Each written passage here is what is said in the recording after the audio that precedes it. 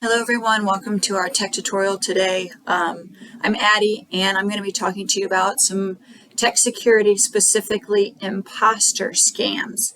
So before I begin, I just want to mention if you haven't yet watched my other tech security videos on our library's Facebook and or YouTube pages, I recommend checking them out. If you have watched them, thank you.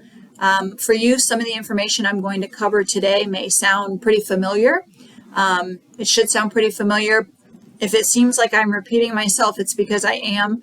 I think this information and advice bears repeating because my hope is that you'll have heard it enough to be prepared if and when a scam comes your way in order to handle it calmly and not get caught up and duped by the scam. So, what is an imposter scam? Well, in its most basic sense, it's just like it sounds. Someone pretending to be somebody else in order to gain something from you, information or money. That could be pretending to be someone you know, like a friend or a family member. It could be a government entity, a computer company, a charity asking for donations. The list of imposter scams out there goes on and on and on. The imposter may contact you via phone call, email, text, Facebook message, or they may find another way. So I'm going to talk you through some of the common imposter scams so that you're familiar with them. This is by no means an exhaustive list, as scammers are constantly changing tactics and stories that they convince people with. Even if the imposter story, say somebody contacts you, and along the way they somehow slip in a request for money or a request for personal information. Perhaps their story that they feed you is a little bit different from one that I'm listing here.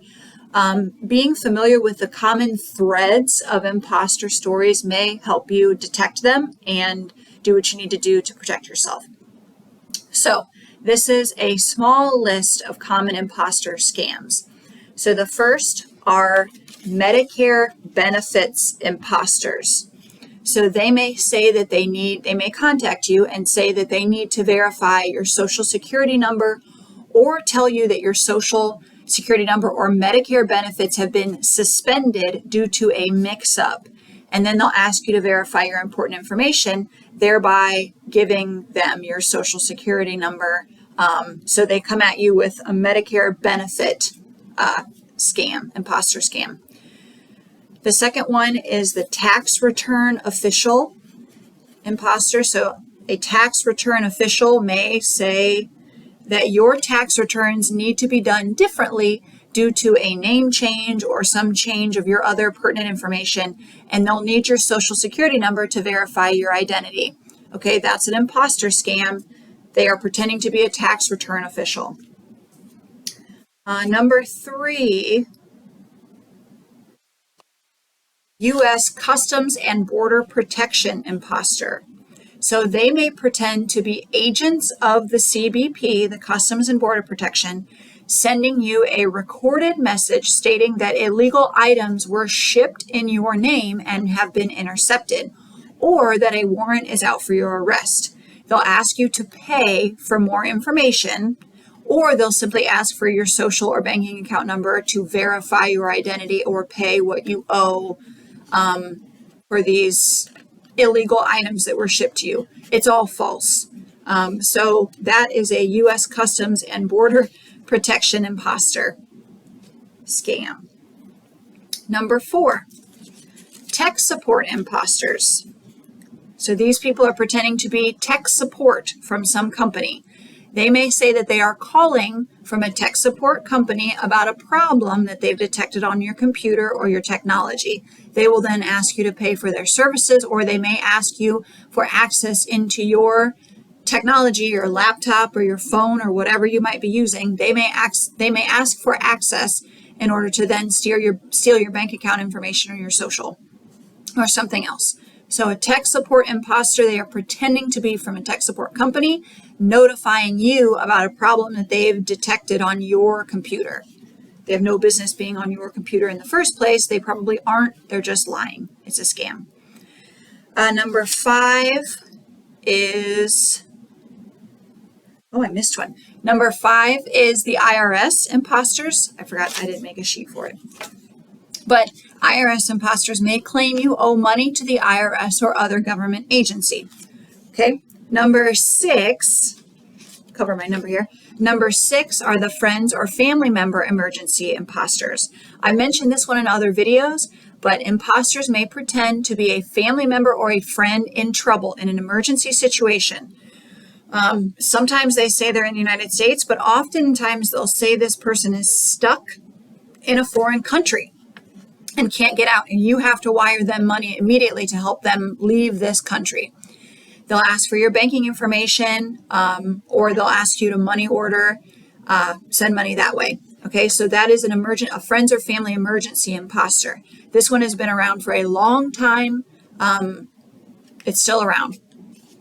And last but not least, number 7 are Amazon imposters. So the company Amazon, the online shopping company, may contact you saying that your account with Amazon has been hacked, and then they'll offer to pay you for the money that you've been falsely charged, but they will actually overpay you, quote unquote. They will overpay you for the false charges. Then they will request that you send that extra money back.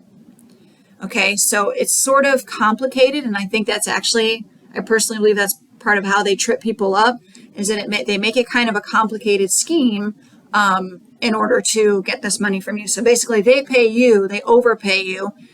What they may actually be doing is just transferring money in your bank account so it looks like you've been paid, and then they will, demand that you give them some of that overpay money back.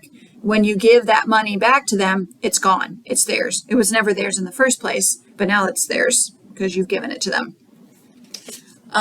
Or they'll say you've been hacked and have to pay with gift cards in order to protect your account.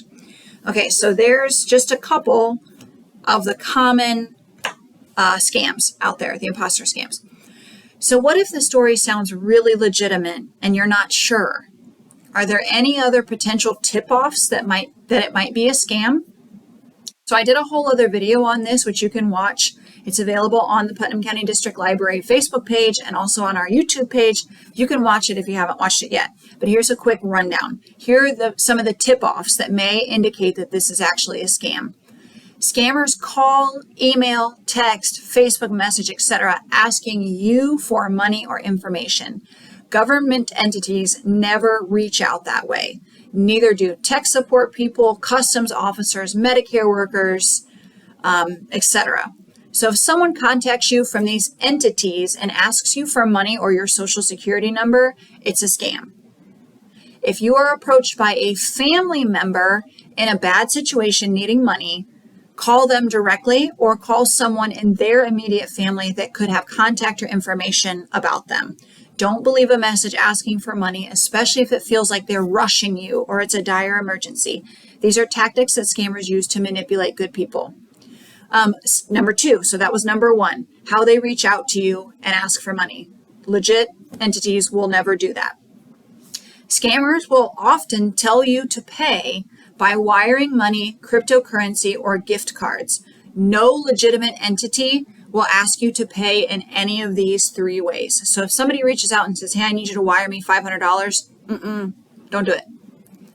Number 3, don't believe your caller ID. This is really unfortunate, but in this day and age, at this moment, your caller ID can be faked. So even if your caller ID says it's from the government or the IRS, it could be a scam. So still be wary of your caller ID. They've found a way around that too. So hopefully these tips help you be prepared for if and when a scam comes your way, that you can be smarter than the scammer and not get duped. Okay, thank you for watching. Goodbye.